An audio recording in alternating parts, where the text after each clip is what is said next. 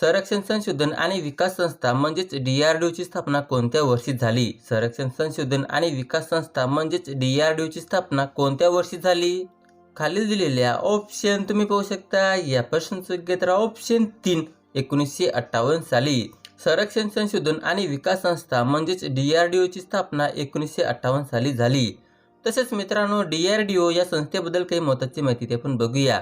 DRDOचं long form आहे defence research and development organisation. DRDOची स्थापना 1958 साली झालेली आहे आणि याचे मुख्यालय आहे नवी दिल्ली येथे. तसेच मित्रांनो, DRDOचे ब्रीदवाक्य आहे बलशिमूल विज्ञानम आणि याचा उद्देश आहे राष्ट्रीय सुरक्षिततेकरिता लागणाऱ्या अत्याधुनिक सशस्त्र उपकरणे याचा विकास करणे. लक्षात असू द्या मित्रांनो, खूपच महत्त्वाचा टॉपिक आहे. या टॉपिकवर सुद्धा जिल्हा न्यायालय भरतीमध्ये प्रश्न विचारण्यात आलेला आहे. त्यासाठी हा टॉपिक तुम्ही नोट डाऊनच करून घ्या. पुढील प्रश्न आहे, रामायण कोणत्या कवीने लिहिलेली आहे? रामायण कोणत्या कवीने लिहिलेली आहे? खालील दिलेल्या ऑप्शन तुम्ही पाहू शकता. या प्रश्नाचं योग्य उत्तर ऑप्शन 2 वाल्मिकी. रामायण हे वाल्मिकी या कवीने लिहिलेली आहे. पुढील प्रश्न आहे, मॅग्नेशियमचा pH किती असतो? मॅग्नेशियमचा pH किती असतो? खालील दिलेल्या ऑप्शन तुम्ही पाहू शकता. या प्रश्नाचं योग्य उत्तर ऑप्शन 3 10 pH. मॅग्नेशियमचा pH हे 10 pH असते. पुढील प्रश्न आहे, रोज प्रकाशित होणाऱ्या वृत्तपत्राला काय म्हणतात? रोज प्रकाशित होणाऱ्या वृत्तपत्राला काय म्हणतात? खालील दिलेल्या ऑप्शन तुम्ही पाहू शकता. या प्रश्नाचं योग्य उत्तर ऑप्शन 3 दैनिक वर्तमानपत्र. रोज प्रकाशित होणाऱ्या वृत्तपत्राला दैनिक वर्तमानपत्र असे म्हणतात. तसेच मित्रांनो, लक्षात असू द्या, आठवड्यातून एकदा प्रकाशित होणाऱ्या वर्तमानपत्राला साप्ताहिक वर्तमानपत्र असे म्हणतात. तर महिन्याला एकदा प्रकाशित होणाऱ्या वर्तमानपत्राला मासिक वर्तमानपत्र असे म्हणतात. तसेच मित्रांनो, वर्षाला एकदा प्रकाशित होणाऱ्या वर्तमानपत्राला वार्षिक वर्तमानपत्र असे म्हणतात. पुढील प्रश्न आहे, भारतातील सर्वात जुनी फुटबॉल स्पर्धा कोणती? भारतातील सर्वात जुनी फुटबॉल स्पर्धा कोणती? खालील दिलेल्या ऑप्शन तुम्ही पाहू शकता. या प्रश्नाचं योग्य उत्तर ऑप्शन 1 करंडक स्पर्धा. भारतातील सर्वात जुनी फुटबॉल स्पर्धा हे करंडक स्पर्धा आहे. पुढील प्रश्न आहे, ऋग्वेद कधी लिहिला गेला आहे? ऋग्वेद कधी लिहिला गेला आहे? खालील दिलेल्या ऑप्शन तुम्ही पाहू शकता. या प्रश्नाचं योग्य उत्तर ऑप्शन 2 इसवी पूर्व 1500 साली. ऋग्वेद हे इसवी पूर्व 1500 साली लिहिला गेलेला आहे. पुढील प्रश्न आहे, खालीलपैकी भारताचा प्रथम व्हाईसरॉय कोण होता? खालीलपैकी भारताचा प्रथम व्हाईसरॉय कोण होता? खालील दिलेल्या ऑप्शन तुम्ही पाहू शकता. या प्रश्नाचं योग्य उत्तर option 1 Lord Canning. Lord Canning हा भारताचा प्रथम व्हाईसरॉय होता. तसेच मित्रांनो, लक्षात असू द्या, 1856 ते 1858 या काळादरम्यान लॉर्ड कॅनिंग हा भारताचा गव्हर्नर जनरल होता. तर 1858 ते 1862 दरम्यान लॉर्ड कॅनिंग हा भारताचा व्हाईसरॉय होता. याचं कारण मित्रांनो, 1857च्या जाहीरनाम्यानुसार भारताचा गव्हर्नर जनरल हा भारताचा व्हाईसरॉय बनला. पुढील प्रश्न आहे, हिमालयाच्या शेवटच्या टोकाला काय म्हणतात? हिमालयाच्या शेवटच्या टोकाला काय म्हणतात? खाली दिलेल्या ऑप्शन तुम्ही पाहू शकता. या प्रश्नाचं योग्य उत्तर ऑप्शन 3 हिमाद्री. हिमालयाच्या शेवटच्या टोकाला हिमाद्री असे म्हणतात. पुढील प्रश्न आहे, भारतीय राजघटनेमध्ये मूलभूत हक्क कोणत्या कलमाने स्पष्ट करण्यात आले आहे? भारतीय राजघटनेमध्ये मूलभूत हक्क कोणत्या कलमाने स्पष्ट करण्यात आले आहे? खालील दिलेल्या ऑप्शन तुम्ही पाहू शकता. या प्रश्नाचं योग्य उत्तर ऑप्शन 2 12 ते 35. भारतीय राजघटनेमध्ये मूलभूत हक्क कलम 12 ते कलम 35 दरम्यान स्पष्ट करण्यात आले आहे. तसेच मित्रांनो, लक्षात असू द्या, संघराज्य व त्याचे क्षेत्र हे कलम 1 ते कलम 4 दरम्यान स्पष्ट करण्यात आले आहे. नागरिकत्व हे कलम 5 ते कलम 11 दरम्यान स्पष्ट करण्यात आले आहे. मूलभूत हक्क हे कलम 12 ते कलम 35 दरम्यान स्पष्ट करण्यात आले आहे. मार्गदर्शन तत्वे हे कलम 36 ते कलम 51 या दरम्यान स्पष्ट करण्यात आले आहे. पुढील प्रश्न आहे, रणांगण या पुस्तकाचे लेखक कोण आहेत? रणांगण या पुस्तकाचे लेखक कोण आहेत? खालील दिलेल्या ऑप्शन तुम्ही पाहू शकता. या प्रश्नाचे उत्तर ऑप्शन 1 विश्राम बेडेकर. रणांगण या पुस्तकाचे लेखक हे विश्राम बेडेकर हे आहेत. पुढील प्रश्न आहे, RTI कायदा केव्हापासून लागू झाला?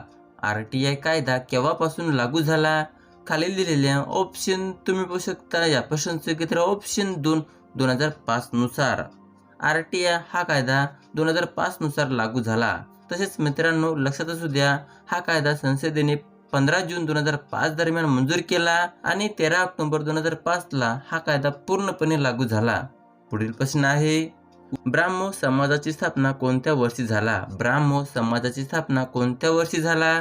खालील दिलेले ऑप्शन तुम्ही पाहू शकता. या प्रश्नाचे उत्तर ऑप्शन 4 1828. ब्राह्मो समाजाची स्थापना ही 1828 साली झाला. तसेच मित्रांनो ब्राह्मो समाजाबद्दल काही महत्त्वाची माहिती ते आपण बघूया. ब्राह्मो समाजाचे संस्थापक आहेत राजा राममोहन राय आणि ब्राह्मो समाजाची स्थापना ही 20 ऑगस्ट 1828 साली झालेला आहे. तसेच याचे ठिकाण आहे मित्रांनो कोलकाता येथे. ब्राह्मो समाजामार्फत ब्रॅमेटिकल मॅगझिन हे वृत्तपत्र सुरू करण्यात आली. पुढील प्रश्न आहे, राष्ट्रपती खालीलपैकी कोणत्या व्यक्तीला शपथ देतात? राष्ट्रपती खालीलपैकी कोणत्या व्यक्तीला शपथ देतात? खालील दिलेल्या ऑप्शन तुम्ही पाहू शकता. या प्रश्नाचे उत्तर ऑप्शन 1 पंतप्रधान.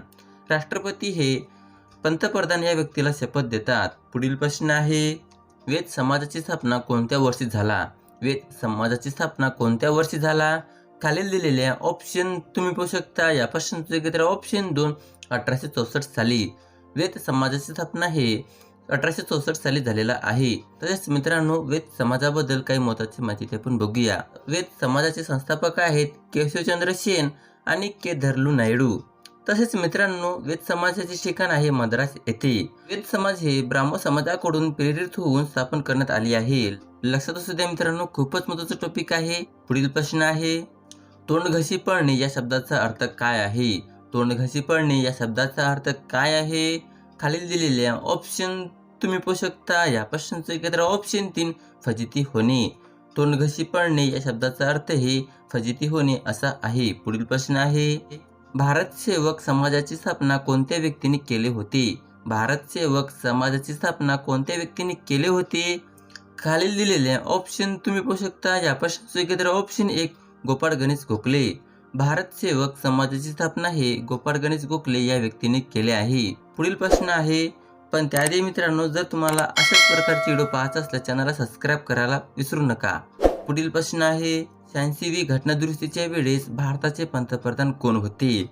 86वी घटनादुरुस्तीच्या वेळेस भारताचे पंतप्रधान कोण होते? खालील दिलेल्या ऑप्शन तुम्ही पाहू शकता. या प्रश्नाचे उत्तर ऑप्शन 2 अटल बिहारी वाजपेयी. 86वी घटनादुरुस्तीच्या वेळेस भारताचे पंतप्रधान हे अटल बिहारी वाजपेयी हे होते. पुढील प्रश्न आहे, प्रकाश वाटा या पुस्तकाचे लेखक खालीलपैकी कोण आहेत? प्रकाश वाटा या पुस्तकाचे लेखक खालीलपैकी कोण आहेत? खालील दिलेल्या ऑप्शन तुम्ही पाहू शकता. या प्रश्नाचे उत्तर ऑप्शन 1 प्रकाश आमटे. प्रकाश वाटा या पुस्तकाचे लेखक हे प्रकाश आमटे हे आहेत. तसेच मित्रांनो लक्षात असू द्या, आमचा बाप आणि आम्ही या पुस्तकाचे लेखक हे नरेंद्र जाधव आहेत. भनगरवाडी या पुस्तकाचे लेखक हे व्यंकटेश माडगुळकर आहेत. पावनखिंड या पुस्तकाचे लेखक हे रणजित देसाई आहेत. गोलपिढा या पुस्तकाचे लेखक हे नामदेव ठसाळ आहेत. रणांगण या पुस्तकाचे लेखक हे विश्राम बेडेकर आहेत. राजा शिवछत्रपती या पुस्तकाचे लेखक हे बाबासाहेब पुरंदरे हे आहेत. पुढील प्रश्न आहे, भारतातील कोणत्या राज्यामध्ये सर्वात जास्त लोकसंख्या आहे? भारतातील कोणत्या राज्यामध्ये सर्वात जास्त लोकसंख्या आहे? खालील दिलेल्या ऑप्शन तुम्ही पाहू शकता. या प्रश्नाचे उत्तर ऑप्शन 3 उत्तर प्रदेश. भारतातील उत्तर प्रदेश या राज्यामध्ये सर्वात जास्त लोकसंख्या आहे. पुढील प्रश्न आहे, बंगालचा पहिला गव्हर्नर जनरल कोण होता? बंगालचा पहिला गव्हर्नर जनरल कोण होता? खालील दिलेल्या ऑप्शन तुम्ही पाहू शकता. या प्रश्नाचे उत्तर ऑप्शन 1 लॉर्ड हेस्टिंग्स. बंगालचा पहिला गव्हर्नर जनरल हे लॉर्ड हेस्टिंग्स हे होता. पुढील प्रश्न आहे, वावटळ या पुस्तकाचे लेखक खालीलपैकी कोण आहेत? वावटळ या पुस्तकाचे लेखक खालीलपैकी कोण आहेत? खालील दिलेल्या ऑप्शन तुम्ही पाहू शकता. या प्रश्नाचे उत्तर ऑप्शन 3 व्यंकटेश माडगुळकर. वावटळ या पुस्तकाचे लेखक हे व्यंकटेश माडगुळकर हे आहेत. पुढील प्रश्न आहे, वुड्स खलिता अहवाल कोणत्या वर्षी करण्यात आला? वुड्स खलिता अहवाल कोणत्या वर्षी करण्यात आला? खालील दिलेल्या ऑप्शन तुम्ही पाहू शकता. या प्रश्नाचे उत्तर ऑप्शन 3 1854 साली. वुड्स खलिता अहवाल हे 1854 साली करण्यात आला. पुढील प्रश्न आहे, पाणी या शब्दाचा अर्थ काय आहे? पाणी या शब्दाचा अर्थ काय आहे? खालील दिलेल्या ऑप्शन तुम्ही पाहू शकता. या प्रश्नाचे उत्तर ऑप्शन 2 हात. पाणी या शब्दाचा अर्थ हे हात आहे. पुढील प्रश्न आहे 1954 मध्ये पहिला भारतरत्न पुरस्कार कोणाला मिळाला? 1954 मध्ये पहिला भारतरत्न पुरस्कार कोणाला मिळाला? खालील दिलेल्या ऑप्शन तुम्ही पाहू शकता. या प्रश्नाचं उत्तर ऑप्शन 4 वरीलपैकी सर्व.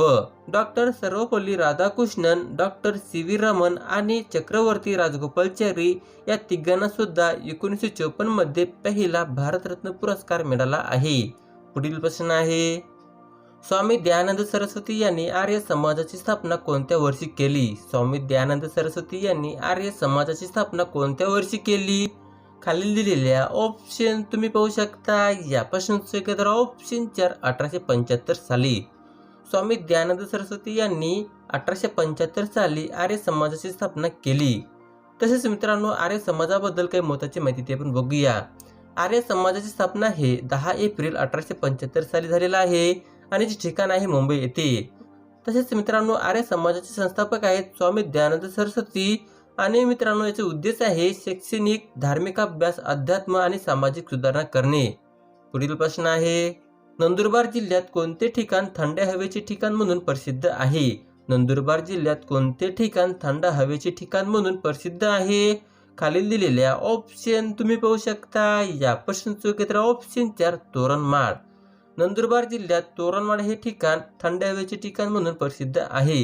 पुढील प्रश्न आहे भारताचा राष्ट्रीय वृक्ष कोणता? भारताचा राष्ट्रीय वृक्ष कोणता? खालील दिलेल्या ऑप्शन तुम्ही पाहू शकता. या प्रश्नाचं उत्तर ऑप्शन 4 वटवृक्ष. भारताचा राष्ट्रीय वृक्ष हे वटवृक्ष आहे. तसेच मित्रांनो लक्षात असू द्या, भारताचा राष्ट्रीय प्राणी हे वाघ आहे, भारताचा राष्ट्रीय पक्षी हे मोर आहे, तर महाराष्ट्राचे राज्यफळ हे आंबा आहे, महाराष्ट्राचा राज्यप्राणी हे शेकरू म्हणजेच खार आहे, महाराष्ट्राचा राज्यपक्षी हे हरियाल आहे. लक्षात असू द्या मित्रांनो, महत्त्वाचा टॉपिक आहे. या टॉपिकवर अनेक वेळा स्पर्धा परीक्षेमध्ये प्रश्न विचारण्यात आलेला आहे, त्यासाठी हा टॉपिक तुम्ही नोट डाऊनच करून घ्या. पुढील प्रश्न आहे मानवी शरीरातील सर्वात मोठी ग्रंथी कोणती? मानवी शरीरातील सर्वात मोठी ग्रंथी कोणती? खालील दिलेल्या ऑप्शन तुम्ही पाहू शकता. या प्रश्नाचं उत्तर ऑप्शन 1 यकृत ग्रंथी. मानवी शरीरातील सर्वात मोठी ग्रंथी हे यकृत ग्रंथी आहे. पुढील प्रश्न आहे महामार्ग बोगद्यांमध्ये जगातील सर्वात लांब बोगदा कोणता आहे? महामार्ग बोगद्यांमध्ये जगातील सर्वात लांब बोगदा कोणता आहे? खालील दिलेल्या ऑप्शन तुम्ही पाहू शकता. या प्रश्नाचं उत्तर ऑप्शन 1 अटल बोगदा. महामार्ग बोगद्यांमध्ये जगातील सर्वात लांब बोगदा हे अटल बोगदा आहे. पुढील प्रश्न आहे, पण त्याआधी मित्रांनो, जर तुम्हाला अशाच प्रकारचे व्हिडिओ पाहायचे असल्यास चॅनलला सबस्क्राईब करायला विसरू नका. पुढील प्रश्न आहे कोणते भाषिक राज्य सर्वप्रथम अस्तित्वात आले? कोणते भाषिक राज्य सर्वप्रथम अस्तित्वात आले? खालील दिलेल्या ऑप्शन तुम्ही पाहू शकता. या प्रश्नाचं उत्तर ऑप्शन 3 आंध्र प्रदेश. आंध्र प्रदेश हे भाषिक राज्य म्हणून सर्वप्रथम अस्तित्वात आले. पुढील प्रश्न आहे FICCI चे महासचिव म्हणून कोणाची नियुक्ती करण्यात आली आहे? FICCI चे महासचिव म्हणून कोणाची नियुक्ती करण्यात आली आहे? खालील दिलेल्या ऑप्शन तुम्ही पाहू शकता. या प्रश्नाचं उत्तर ऑप्शन 1 शैलेश पाठक. FICCI चे महासचिव म्हणून शैलेश पाठक यांची नियुक्ती करण्यात आली आहे. पुढील प्रश्न आहे राज्यपालाच्या नेमणुकीची पद्धत भारताने कोणत्या देशाकडून घेतली आहे? राज्यपालाच्या नेमणुकीची पद्धत भारताने कोणत्या देशाकडून घेतली आहे? खालील दिलेल्या ऑप्शन तुम्ही पाहू शकता. या प्रश्नाचं उत्तर ऑप्शन 3 कॅनडा. राज्यपालाच्या नेमणुकीची पद्धत हे भारताने कॅनडा या देशाकडून घेतली आहे. हा प्रश्न मित्रांनो अनेक वेळा स्पर्धा परीक्षेमध्ये विचारण्यात आलेला आहे, त्यासाठी हा प्रश्न तुम्ही नोट डाऊन करून घ्या. पुढील प्रश्न आहे अंबादेवी मंदिर हे महाराष्ट्रामधील खालीलपैकी कोणत्या शहरामध्ये स्थित आहे? अंबादेवी मंदिर हे महाराष्ट्रामधील खालीलपैकी कोणत्या शहरामध्ये स्थित आहे? खाली दिलेल्या ऑप्शन तुम्ही पाहू शकता. या प्रश्नाचं उत्तर ऑप्शन 1 अमरावती. अंबादेवी मंदिर हे महाराष्ट्रामधील अमरावती या शहरामध्ये स्थित आहे. पुढील प्रश्न आहे महाराष्ट्रात एकूण किती रामसर स्थळे आहेत? महाराष्ट्रात एकूण किती रामसर स्थळे आहेत? खाली दिलेल्या ऑप्शन तुम्ही पाहू शकता. या प्रश्नाचं उत्तर ऑप्शन 1 3. महाराष्ट्रात एकूण 3 रामसर स्थळे आहेत. अशा प्रकारचा हा व्हिडिओ मित्रांनो, जर तुम्हाला माझा व्हिडिओ आवडला असेल तर नक्की चॅनलला सबस्क्राईब करा. आहे.